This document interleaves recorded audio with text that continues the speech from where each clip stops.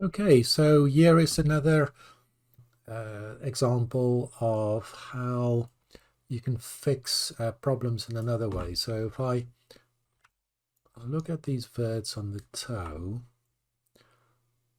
see they form very, very badly there. So in cases like this, you would imagine that this vertex here and this one would have very similar values. So for a quick fix, I can just select that vertex.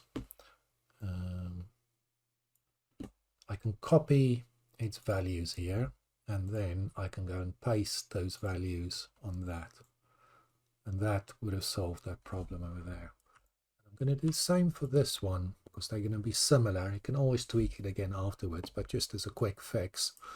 So I'm going to copy those values, paste it there. Cool. And this one, that value wouldn't be the same. So for this one, I'm going to use the normalize. And these ones, I'm going to select this entire ring.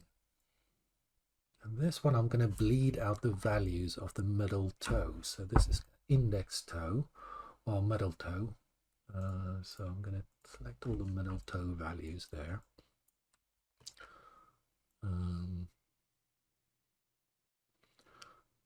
Then I am going to bleed this out. So let's make this a little bit more.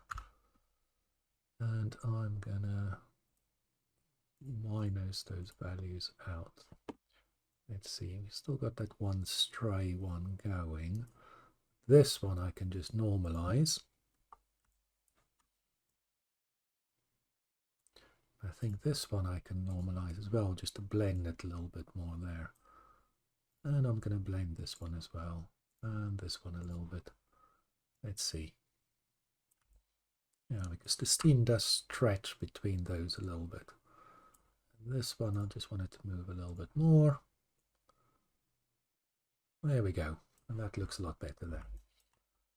So here I used a combination of copy, paste, normalize, and then nudging it into position. So you can mix up the different methods here and just use the best tool for the best job.